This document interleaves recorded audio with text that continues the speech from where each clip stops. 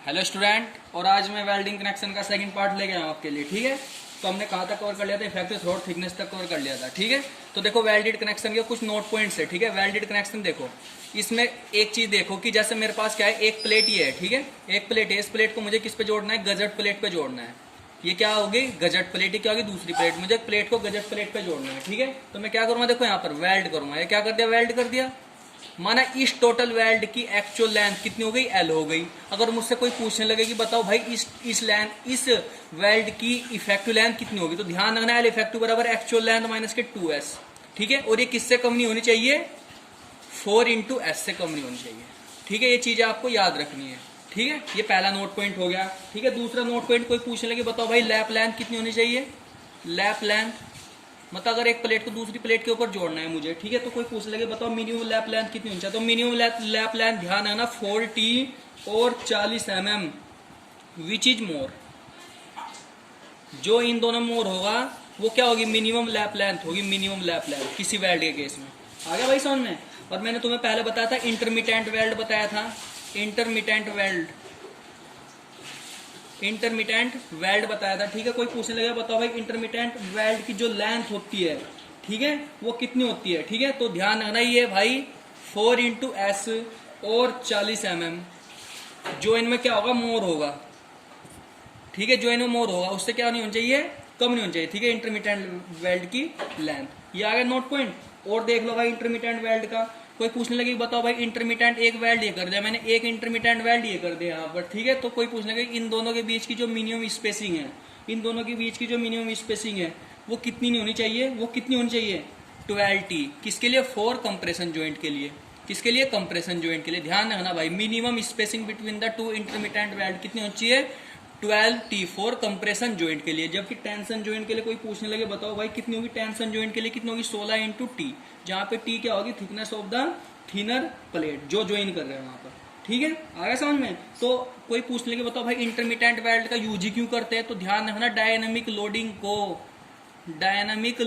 को रजिस्ट करने के लिए, डायनामिक लोडिंग को रजिस्ट करने के लिए इंटरमीडिएट वेल्ड का यूज किया जाता है। ये सबसे इंपॉर्टेंट पॉइंट है भाई इसमें। ठीक है, आगे समझ में यहाँ तक? चलो बहुत बढ़िया, जब यहाँ तक आपकी समझ में आ गया तो ठीक है।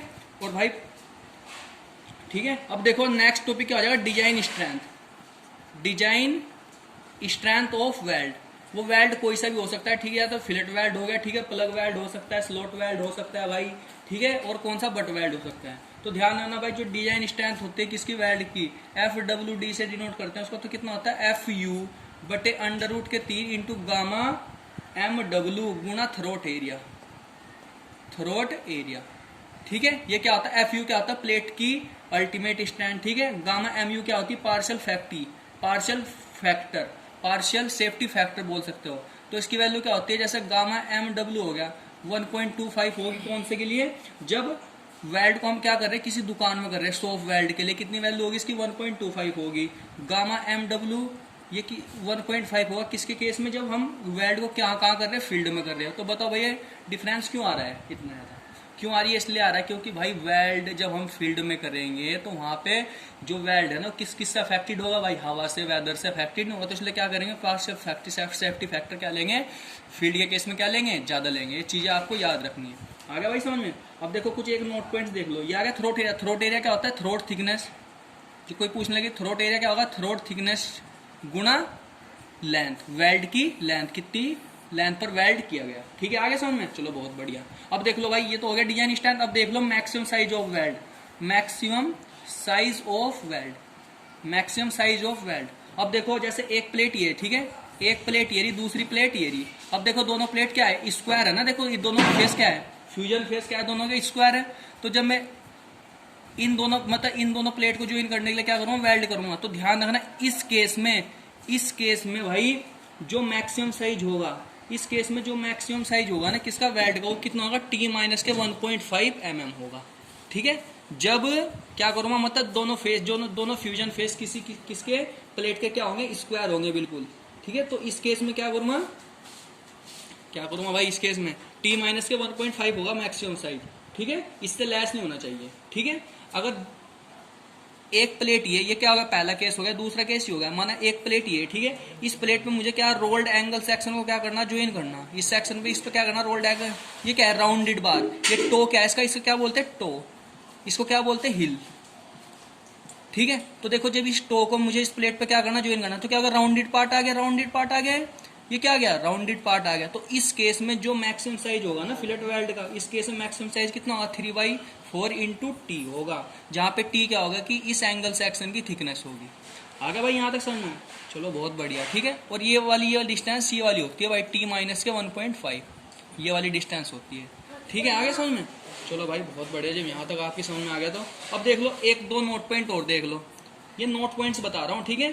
तो देखो कोई पूछ लेगी यदि कोई मेंबर है, ठीक है, कोई मेंबर है डायनेमिक लोडिंग से सब्जेक्टेड है, ठीक है, कोई मेंबर है जो डायनेमिक लोडिंग से क्या है, सब्जेक्टेड है, और उस मेंबर पे फिलेट वेल्ड कर रखा है, ठीक है, उस मेंबर पे क्या कर रखा है, फिलेट वेल्ड कर रखा है। तो कोई पूछने को बताओ फिलेट वेल्ड का साइज कितना होगा, तो ध्यान रखना लेग लेंथ प्लस के thickness of the plate, thickness of plate.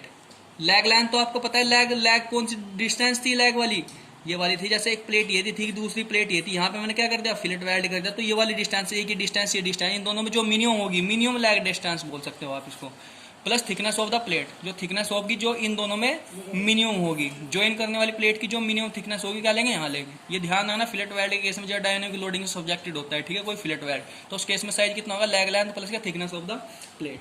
आगे यहाँ तक समझ में, चलो बहुत बढ़िया, जब यहाँ तक समझ में आ गया तो अब देखो कुछ रिडक्शन फैक्टर होते हैं, ठीक है। नेक्स्ट हेडिंग क्या हो जाएगी, रिडक्शन फैक्टर।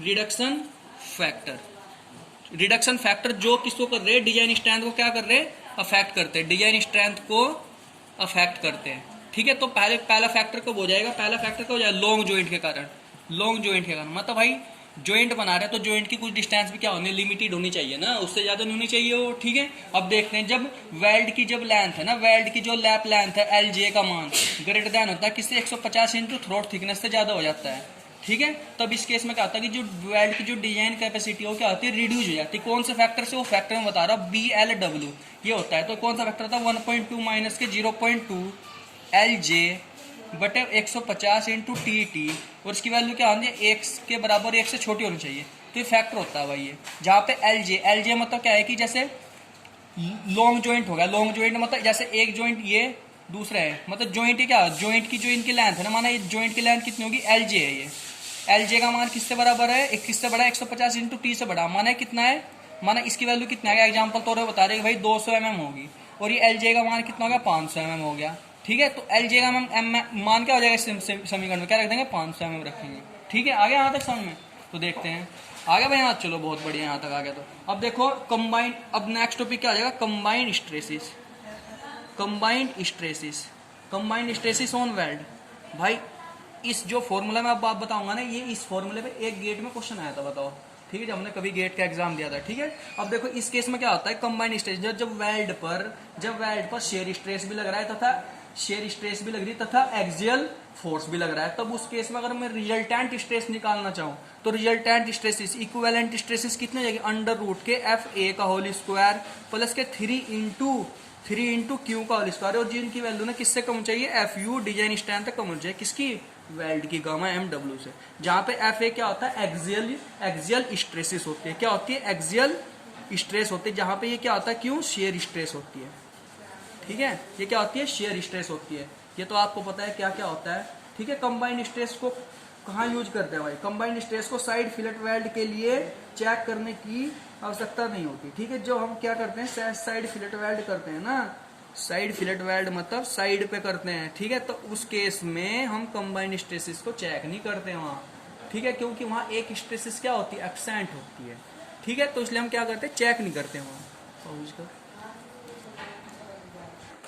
तो स्टूडेंट देखो, जब किसी वेल्ड पर 3 प्रकार की स्ट्रेसेस क्या होती है, सब्जेक्टेड होती है, ठीक है, मतलब लगती है, तो जैसे कैसे हो गया, बियरिंग स्ट्रेस हो गया, बियरिंग स्ट्रेस हो गया, दूसरा क्या हो गया, बेंडिंग स्ट्रेस हो गया, ठीक है, तीसरी कौन सा हो गया, शेयर स्ट्रेस हो गया। तो कोई पूछने को बताओ इस केस में जो इक्विवेलेंट स्ट्रेसेस कितनी होगी, तो ध्यान रखना F इक्विवेलेंट बराबर कितना आ जाएगा, FB का होल स्क्वायर, मतलब बेंडिंग स्ट्रेसेस प्लस किसका, बियरिंग स्ट्रेसेस का होल स्क्वायर प्लस के बेंडिंग स्ट्रेसेस गुना बियरिंग स्ट्रेस का गुना प्लस 3 इंटू क्यू का होल स्क्वायर, तो ध्यान रखना है कि इसका फॉर्मूला होता है कंबाइंड हिस्टेरिसिस, जब 3 प्रकार से हिस्टेरिसिस सब्जेक्टेड होती है। अब देख लो, एक इसेंट्रिसिटी कनेक्शन हो गया, इसेंट्रिक कनेक्शन हो गया, इसेंट्रिक कनेक्शन हो गया, ठीक है, विद वेल्ड। ठीक है, इस क्वेश्चन में क्या पूछ रखा था आपसे, एक बार क्वेश्चन आया था कि माना क्या है, एक प्लेट ये हो गई, ठीक है, एक चैनल सेक्शन ये हो गया, ठीक है, कौन सा सेक्शन हो गया, चैनल सेक्शन हो गया। अब इस चैनल सेक्शन को मुझे क्या एक वेल्ड करना है, मतलब वेल्ड करना है, जिससे कि ये प्लेट क्या हो जाए, इस पे जुड़ जाए। ये माना लोड कितना है, ये पी, ठीक है, यहाँ पे सेंट्रिसिटी कितनी दे दी, ई। तो क्वेश्चन पूछ रखा था कि जो ये हाइट होती है, ये एच हाइट होती है, ये कितनी होती है। तो ध्यान रखना, एच बराबर कितना होता है, 1.1 अंडर रूट के 6 इंटू मोमेंट बटे 2 into T into F W D. F W D क्या होगी, design strength of the weld, T क्या होगी, thickness of the member, moment M, M बराबर क्या हो जाएगा, एम बराबर क्या हो जाएगा, पी इंटू ई हो जाएगा। ठीक है, अब देखो मैं आपको एक क्वेश्चन बताता हूँ, ठीक है, आ जाओ एक क्वेश्चन देख लो भाई। यहाँ पर इस क्वेश्चन में क्या कर रखा है कि हमें एक वेल्ड का क्या करना है, डिजाइन करना है। ठीक है, इसमें क्या कर रखा है कि design a suitable longitudinal flat weld to connect the plate. ठीक है, जो फिगर में दे रखा है। ठीक है, देखो फिगर में क्या दे रखा है, यहाँ पे माना क्या है, ये कौन सी प्लेट होगी जिसपे मुझे कोई दूसरी प्लेट क्या करनी, चिपकानी है। ठीक है, ये हो गया। ठीक है, जहाँ पे ये क्या है, वेल्ड कर रखा है भाई, चिपका दिया भाई। यहाँ पे इस वाली प्लेट की जो थिकनेस है कितनी है, 100 mm दे रखी है। ठीक है, तो पहले क्वेश्चन में देख लो कि क्या क्या दे रखा है। तो प्लेट का ग्रेड दे रखा है कितना, Fe 410 दे रखा है। तो Fu का मान कितना होगा भाई, यहाँ से 410 मेगापास्कल हो गया। Fu का मान 400 मेगापास्कल हो गया। और Fy जो यील्ड स्ट्रेस कितनी दे रखी है इसकी प्लेट की, 250 मेगापास्कल दे रखी है। ठीक है, ये दे रखा है। अब देखो इसमें मुझे क्या करना है, इसका डिजाइन करना। प्लेट की थिकनेस कितनी दे दी, प्लेट आर कितने थिकनेस की दे दी, 12 mm थिक की दे दी। ठीक है, 12 mm थिकनेस की दे दी। ठीक है, तो सबसे पहले मुझे क्या करना है, इसका डिजाइन करना। मतलब डिजाइन मतलब इस वेल्ड की लेंथ निकालनी, टोटल मतलब कितनी लेंथ पे ये वेल्ड कर रखा है यहाँ पर। तो ध्यान रखना, सबसे पहले हम क्या करेंगे कि इस वेल्ड द्वारा कितना लोड रजिस्ट किया गया वो निकाल लेंगे। तो देख लो यहाँ हम क्या निकालेंगे, strength of plate in yielding, मतलब यील्डिंग में जो प्लेट की स्ट्रेंथ है वो निकाल लेंगे। तो माना P हो गया, तो P बराबर क्या होता है, Fy यील्डिंग के केस में ग्रोस एरिया लेते हैं A इंटू जी और into gamma M0 partial safety factor corresponding to किसके, प्लेट के केस में। तो प्लॉट के केस में कितना होता है, 1.1 होता है। ठीक है, तो ध्यान रखना, तो Ag ग्रोस एरिया कितना आ जाएगा भाई प्लेट का, विड्थ कितनी भाई प्लेट की 100, थिकनेस कितनी 12, तो कितना आएगा 1200 mm स्क्वायर नहीं हो जाएगा भाई यहाँ से। चलो भाई यहाँ तक समझ में आ गया। गामा M0 कितना आता है 1.1 फॉर यील्डिंग। तो P बराबर कितना आएगा भाई 250 Fy का मान गुना 1200 बटे 1.1 गुना 1000 किलो न्यूटन में कन्वर्ट करने के लिए। तो कितना आ गया 272.73 किलो न्यूटन। इतना लोड को क्या करेगी, रजिस्ट करेगी मेरी प्लेट वहाँ। अब देखो हम क्या करना है, डिजाइन करना। तो डिजाइन के केस में देख लो, पहले यहाँ डिजाइन ऑफ वेल्ड के केस में स्टेप बाई चलना भाई। ठीक है, ध्यान रखना, पहला स्टेप कंप्लीट होगा, दूसरा। अब देखो कि मुझे पता है कि मिनिमम साइज देखना भाई। सबसे पहले देखता हूँ मैक्सिमम साइज कितना होगा, फिर दूसरे पे देखूंगा मिनिमम साइज देखूंगा, फिर उन दोनों के बीच में हम वेल्ड का साइज डिसाइड करेंगे। ठीक है, तो सबसे पहले देख लो मिनिमम साइज। तो मिनिमम साइज तो मैंने बताया था, मिनिमम साइज कौन सी प्लेट के रिस्पेक्ट में देखते हैं, मैक्सिमम साइज ऑफ प्लेट के रिस्पेक्ट में देखते हैं। देखो यहाँ टी का मान कितना दे रखा, 12 mm, कितना दे रखा 12 mm। ठीक है, तो इसके क्रॉसपॉन्डिंग जो मैक्सिमम साइज वेल्ड का कितना आएगा 5 mm हो जाएगा। नहीं, मिनिमम साइज कितना जाएगा 5 mm दे देगा। अब देखो मैक्सिमम साइज देखना पड़ेगा वेल्ड का, मैक्सिमम साइज। अब देखो यहाँ प्लेट क्या है, स्क्वायर है ना, ये स्क्वायर। तो स्क्वायर के केस में मैक्सिमम साइज वेल्ड कितना होता था, टी माइनस के 1.5 होता था। प्लेट की थिकनेस कितनी, 12 ही तो है प्लेट की थिकनेस। ये घटा दो, कितना जाएगा भाई यहाँ से घट के, ये कितना आ जाएगा 10.5 mm आ जाएगा। ठीक है, तो मैं क्या रखूँगा, अब मुझे जो वेल्ड का साइज है 5 और 10.5 के बीच में रखना। तो मैंने मान लिया कि वेल्ड का साइज कितना आ गया 10 mm ले जाओ मैंने यहाँ से। ठीक है, आ गया। अब देखो strength of plate, strength of weld. Strength of weld मुझे पता है कि जो थ्रोट थिकनेस मतलब थ्रोट एरिया गुना देखो Fu होता है गुना थ्रोट एरिया। थ्रोट एरिया मतलब थ्रोट थिकनेस हो जाएगा मल्टीप्लाई लेंथ हो जाएगी बटे अंडर रूट के 3 इंटू गामा MW। ठीक है, तो इसका मान कितना दे रखा 272.73 गुना 1000 बराबर Fu का मान कितना दे रखा 410। थ्रोट थिकनेस कितने होते हैं 0.7 इंटू एस। वेल्ड का साइज कितना दे दिया यहाँ पर 10 ले लिया गुना LW हमें क्या करना निकालना अंडर रूट 3। सॉफ्ट वेल्ड के लिए गामा MW का मान कितना होता है 1.25 होता है।